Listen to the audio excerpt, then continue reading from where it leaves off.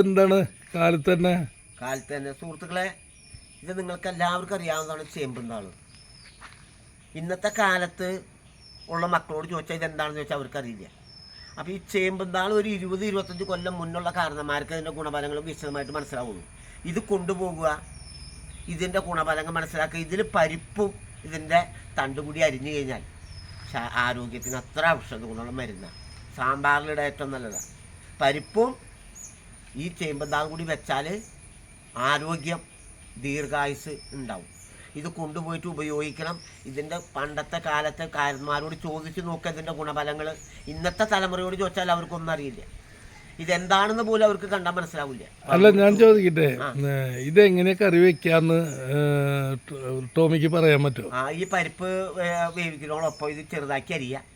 അത്ര ചെറുതാക്കി അരിഞ്ഞാലും കുഴപ്പമില്ല. ഒരു ഇത് കൂടെ അരിഞ്ഞ് അത് അരിയുന്നതൊന്ന് കാണിച്ചാൽ ഈ പ്രേക്ഷകർ ഇത് കണ്ടിട്ട് പോലും ഉണ്ടാവില്ല ഇപ്പോൾ മിക്കവരും.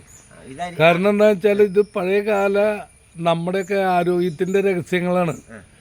ഇത് എങ്ങനെ കറി വെക്കാം എന്ന് നമ്മുടെ പ്രേക്ഷകർക്കൊന്ന് കാണിച്ചു കൊടുക്കല്. ഇതാണ് ചേമ്പുംതാള്. ഇതൊരു ചേമ്പുംതാളിന്റെ തണ്ടാണ്. മുട്ടി വെച്ച് അരിയണം. ഇങ്ങനെ ചെറുതാക്കി മുട്ടി വെച്ചതേ ഇങ്ങനെ കഴുകാതെ ഇങ്ങനെ ചെറുതാക്കി അരിയാതെ ചെറുതാക്കി അരിഞ്ഞിട്ട് കറിയിലിട്ട് വേവിക്കുക. ഇത്രയ്ക്കുള്ളൂ. പരിപ്പിലിട്ടാ വേവിക്കുക. പരിപ്പിലിട്ട് വേവിച്ച് കഴിഞ്ഞാൽ ഇത് ഉടഞ്ഞു കലങ്ങുമ്പോൾ അതിൻ്റെ ഔഷധ ഗുണം, ഇതിൻ്റെ വിറ്റാമിൻ, ഇതിൻ്റെ കാൽസ്യം, ഇതിൻ്റെ പ്രോട്ടീനൊക്കെ ഇതിൽ ചേരും. അത് കഴിച്ചു കഴിഞ്ഞാൽ ആരോഗ്യം ഉണ്ടാവും, ദീർഘായുസിന് യാതൊരു കുഴപ്പമില്ല. അപ്പം ഇതൊന്നും ഒരു മരുന്നോ ഒരാളും ഒരു കൃത്രിമം ചെയ്യില്ല. എന്താണെന്ന് വെച്ചാൽ ഇന്ന് ചെയ്ത് കഴിഞ്ഞതുകൊണ്ടൊരു ഗുണം കിട്ടാനില്ല ആൾക്കാർക്ക്. ഗുണം എന്ന് പറഞ്ഞ് വേറെ ഒന്നുമല്ല, കാശ് കിട്ടാനില്ല.